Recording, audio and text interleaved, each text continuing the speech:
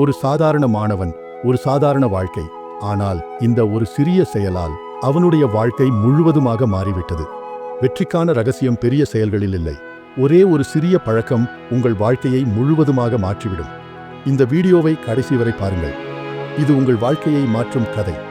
இது போன்ற கதைகளை நீங்கள் தொடர்ந்து கேட்க விரும்பினால் இந்த சேனலை சப்ஸ்கிரைப் செய்யுங்கள். ஒரு சிறிய கிராமத்தில் அருண் என்ற சிறுவன் இருந்தான். அவனுக்கு பள்ளி படிப்பில் அதிக ஆர்வம் இருந்தாலும் அவனது சுய ஒழுக்கமின்மை அவனது வளர்ச்சிக்கு மிகப்பெரிய தடையாக இருந்தது. அவன் எதையும் தள்ளி போடுவான்.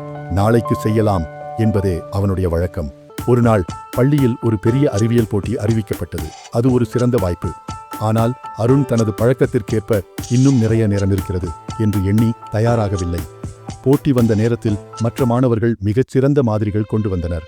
ஆனால் அருணிடம் எதுவும் இல்லை. அன்றைய தோல்வி அவனுக்கு மிகப்பெரிய அதிர்ச்சியாக இருந்தது. அவன் மனமுடைந்து வீட்டுக்குச் சென்றான். அருண் சோகமாக இருக்கும்போதெல்லாம் அவனுடைய மூதாதையரின் பண்டைய நூலக அறைக்குச் செல்வது வழக்கம். அங்கு ஏதாவது புத்தகங்களை வாசித்துக் கொண்டிருப்பான். அன்று அவன் அந்த அறையில் ஒரு விசித்திரமான பழைய புத்தகத்தை பார்த்தான். அந்த புத்தகத்தின் முதல் பக்கத்தில் வெற்றி பெறுவதற்கான ரகசியம் சிறிய மாற்றங்கள்தான் என்று எழுதியிருந்தது. அருண் அதை படிக்கத் தொடங்கினான். அந்த புத்தகத்தில் அவனுடைய வாழ்க்கையை மாற்றக்கூடிய கதை இருந்தது. அந்த கதை ஒரு நீர் இல்லாத வறண்ட கிராமத்தை பற்றியது. நந்தகிரி மலைகளின் நடுவே அமைந்த ஒரு சிறிய கிராமம். ஒரு காலத்தில் அது பசுமையாக இருந்தது. வாசன நீரால் பயிர்கள் வளமுடன் விளைந்தது. ஆனால் காலப்போக்கில் மழை குறைந்தது.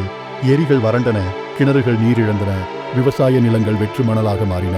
கிராம மக்கள் அனைவரும் மழைக்காக காத்திருந்தனர்.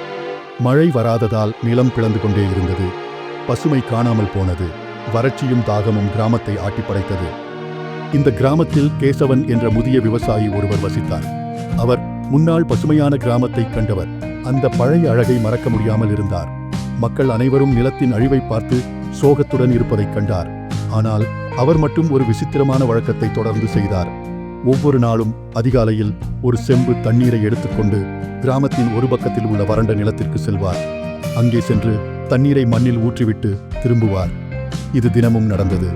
மழை பெய்தாலும் வெயில் எரிந்தாலும் அவர் ஒரு நாளும் தவறவிடவில்லை. மக்கள் அதை பார்த்து சிரித்தனர். அந்த நிலத்தில் தண்ணீர் ஊற்றுவதால் என்ன பயன்? நீர் இல்லாத கிராமத்தில் நீ இப்படி நீரை வீணாக்கினால் எப்படி? கேசவனை பைத்தியக்காரன் ஆக்கிவிட்டார்கள். மக்கள் கேலி செய்தனர். ஆனால் கேசவன் ஒரு வார்த்தையும் பேசவில்லை. அவர் தன் வழக்கத்தை கைவிடவில்லை.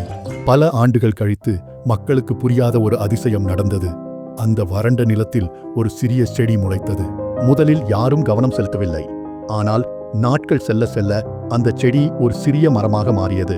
அதன் வேர் நிலத்தில் ஆழமாகச் சென்று மண்ணிற்குள் மறைந்திருந்த நீர்வளத்தை கண்டுபிடித்தது. அதன் சுற்று நிலமும் மெதுவாக ஈரமாக மாறியது. மக்கள் ஆச்சரியப்பட்டனர். இது எப்படி சாத்தியமாகிறது? இந்த மரம் எங்கேருந்து வந்தது?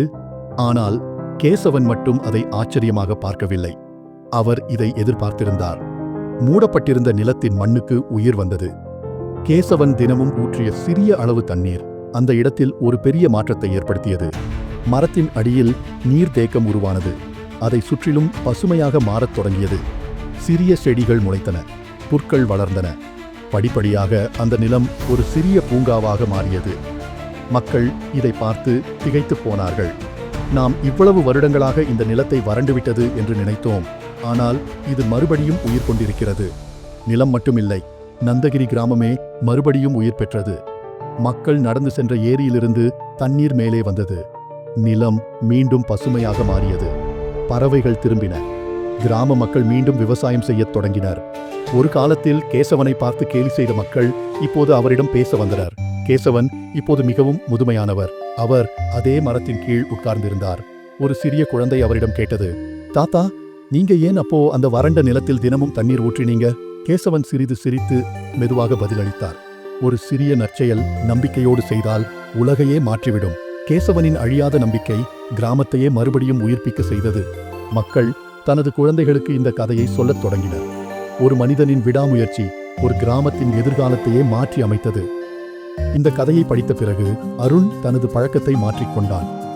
எந்த ஒரு விஷயத்தையும் நாளைக்கு என்று தள்ளி போடாமல் அன்றைக்கே அதை செய்து முடித்தான். நம்பிக்கை உடையவனால்தான் மாற்றத்தை உருவாக்க முடியும். ஒரு சிறிய முயற்சி கூட நீண்ட காலத்தில் பெரிய விளைவுகளை ஏற்படுத்தும்.